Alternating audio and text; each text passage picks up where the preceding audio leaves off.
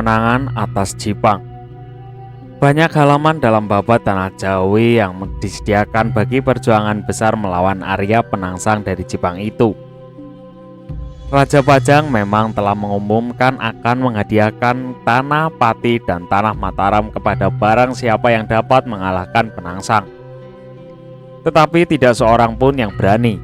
Lalu dikeluarkan seruan yang kedua, yang bahkan dituju pula kepada tukang-tukang rumput. Di rumah Kiai Gede Pamanahan, keempat tokoh Mataram tersebut sedang membicarakan seruan itu.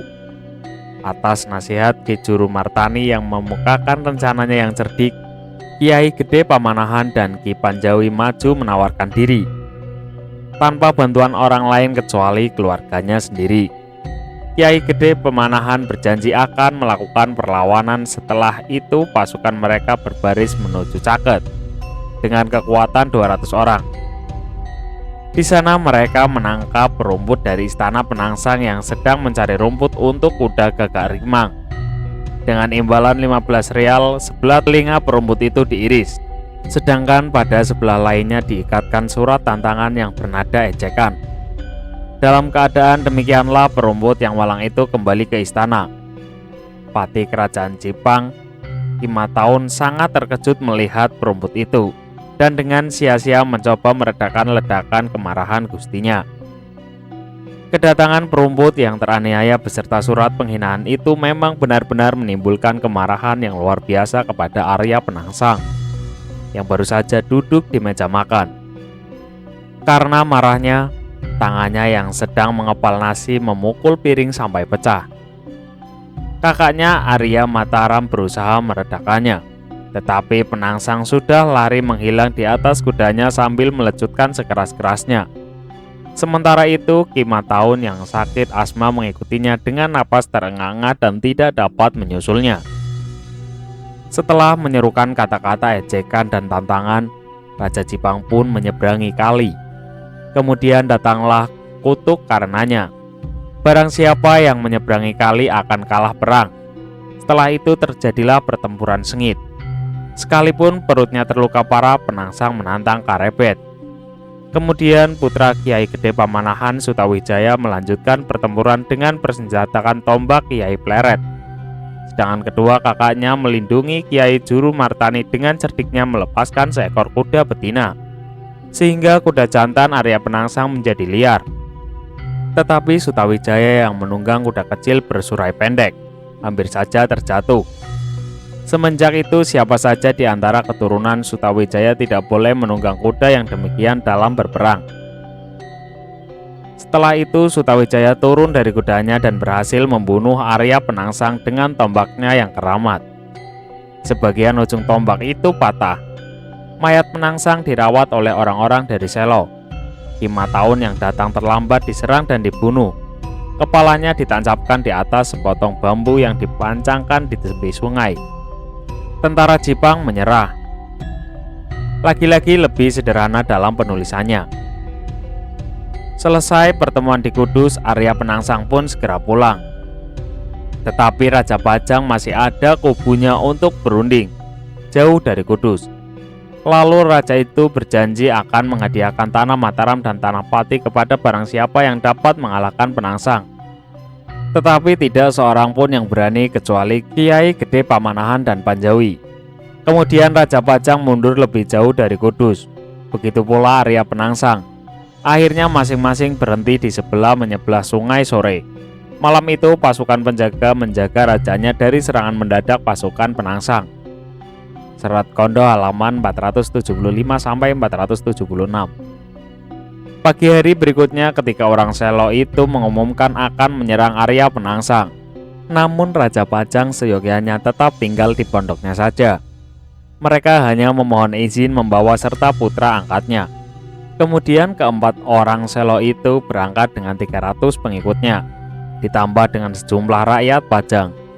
Mereka mengikat senjata-senjata seperti barang dagangan hingga tidak tampak sebagai tentara, melainkan sebagai pedagang. Diperintahkannya pasukan berhenti di tepi barat sungai sore. Mereka sendiri berempat menyeberang ke tepi timur, menangkap seorang pemelihara kuda dari Jipang dan melukai kedua belah telinganya.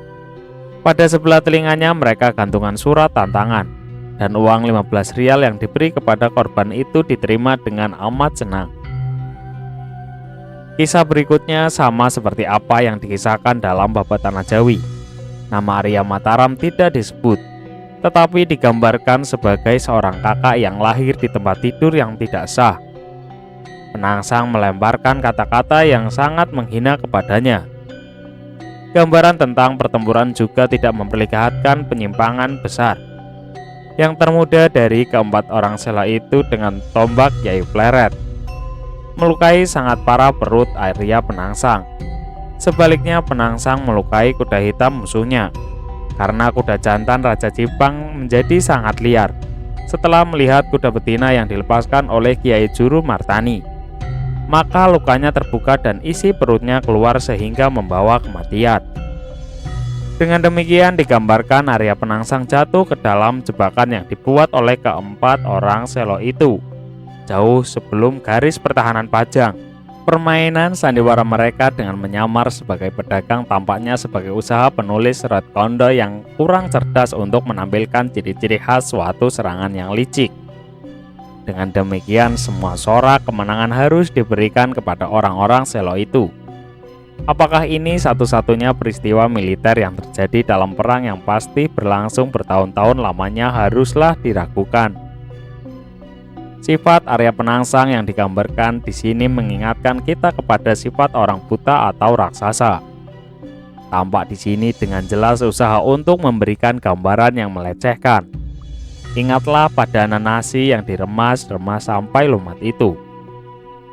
Mengenai kisah pertempuran di tepi sungai itu, pastilah beberapa cerita tutur telah diwadukan. Pertama-tama tentang luka parah pada perut Arya Penangsang, dan berikutnya keberanian dan kesombongannya. Lalu Kiai Juru Martani yang melepaskan kuda betina. Kemudian tindakan Pangeran Muda Sutawijaya dengan tombak sakti Kiai Pleret. Akhirnya tidak terkendalikan kuda pangeran itu dan sumpah pantangan bagi keturunannya. Adegan terakhir ini tidak hanya kelihatan menempel sebagai embel-embel, tetapi juga seluruh kisah mengenai perbuatan kepahlawanan Sutawijaya yang muda itu tampak aneh.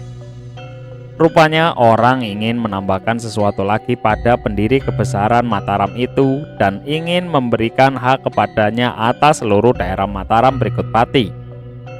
Ini penting artinya, karena di kemudian hari timbul pertempuran berdarah di antara kedua cabang asal satu keluarga itu. Bila dapat diperlihatkan bahwa Sutawijaya karena kemenangannya atas Arya Penangsang juga mempunyai hak atas daerah Pati di sebelah utara, maka kedudukannya diperkuat pula dalam Perang Pati yang pertama pada tahun 1600, yang menyebabkan putra Panjawi Pragola I hilang nyawanya, dan juga kemudian Pragola II dikalahkan oleh Sultan Agung dan harta bendanya disita. Bahwa Pati semula tidak diberikan kepada cabang selatan, tetapi kepada cabang utara. Rupanya merupakan cerita tutur yang sangat kuat sehingga tidak dapat dipungkiri atau dilupakan. Karena itu hanya dapat dihapuskan artinya dengan dimasukkannya sebuah kisah baru yang memberikan seluruh kehormatan pemenang kepada Senopati. Kisah yang baru ini dengan demikian merupakan bukti tidak langsung mengenai kekuatan cerita tutur yang lama. Kami akan kembali nanti mengenai penyerahan tanah Mataram dan Pati ini. Adapun beberapa nama seperti kuda Penangsang, Gagak Rimang, Gagak yang jatuh cinta kelihatannya dipilih dengan baik juga.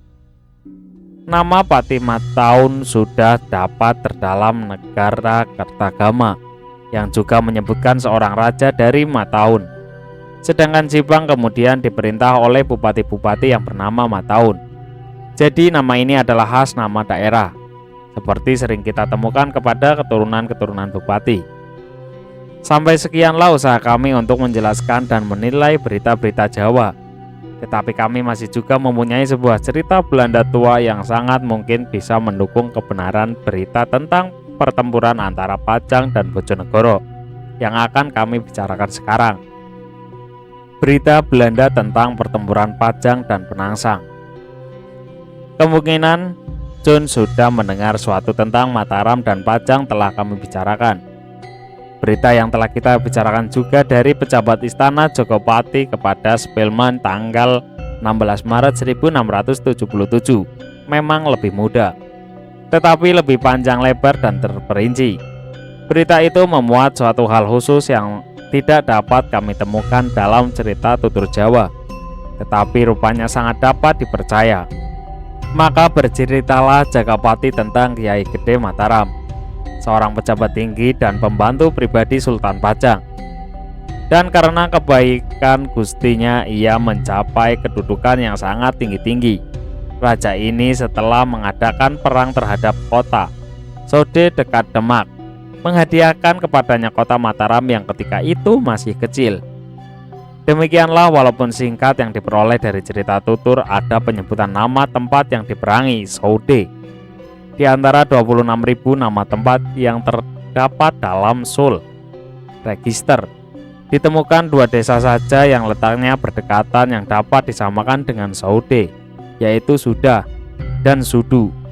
Keduanya di tepi Bengawan Solo, kira-kira 30 km di sebelah barat Bojonegoro atau Jipang. Pada pendapat saya ada kemungkinan bahwa telah terjadi pertempuran sengit untuk memperebutkan tempat atau tempat-tempat yang mungkin merupakan benteng pertahanan Arya Penangsang ini. Lagi pula adanya sebuah tikungan sungai itu dapat digunakan untuk menahan serangan musuh yang datang dari arah barat. Suatu keterangan yang dapat dipakai sehubungan dengan sejarah itu adalah sebuah bukit yang terletak di sebelah utara Sudah, yaitu Bukit Kedaton. Sungai Caket atau Sungai Sore tentunya Bengawan Solo.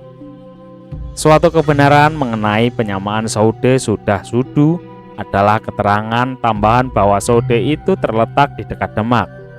Apakah ini suatu kesalahan geografis atau suatu kekeliruan seorang penyalin? Tanpa kesulitan ini kita akan mendapatkan petunjuk yang agak pasti mengenai pertempuran antara Pajang dan Jipang. Penanggalan jatuhnya Jipang. Saat jatuhnya Pangeran Arya Penangsang hanya dapat diterka. Dalam Babat Sangkala tahun 1480J 1558 Masehi disinggung matinya seorang Caraka dengan sedikit perbandingan. Pesuruh ini dapat dikenali sebagai penyabit rumput yang dianiaya, yang disuruh membawa surat tantangan kepada Arya Penangsang ini. Mungkinkah ada cerita tutur lain yang menyebutkan kematian Raja Jipang yang pemarah itu? Dengan demikian jatuhnya tokoh Jipang itu mestinya juga terjadi pada tahun yang sama, yakni 1558. Adapun Pangeran Kalinyamat yang dibunuhnya dimakamkan di Masjid Mantingan. Karya pahatan bagus yang terdapat dalam masjid berikut cukupnya dibicarakan dan digambarkan dengan selayaknya dalam Odet Kundik Verslek. Di dalamnya disebutkan adanya sebuah sangkalan yang menyatakan tahun 1559 Masehi. Anehnya tahun ini dekat dengan tahun yang diduga sebagai tahun kematian Arya Penangsang, 1558, dan tidak mungkin tiada artinya, sebab tidak terpikirkan oleh Ratu Kalinyamat untuk mendirikan makam begitu megah untuk suaminya yang terbunuh. Sebelum pembunuhannya, yang berkuasa dan berpengaruh itu disapu dari permukaan bumi. Jadi pada tahun setelah tewasnya pangeran itu, makam tersebut diselesaikan pembangunannya. Sekalipun sudah kerap kali ditambal sulam secara sembrono, karya pahatan bermutu begitu tinggi yang terkadang mendekati kehalusan ukiran Jepara itu masih dapat dikagumi. Raden Ajeng Kartini menulis soal makam-makam ini dalam suratnya tertanggal 2 September 1902.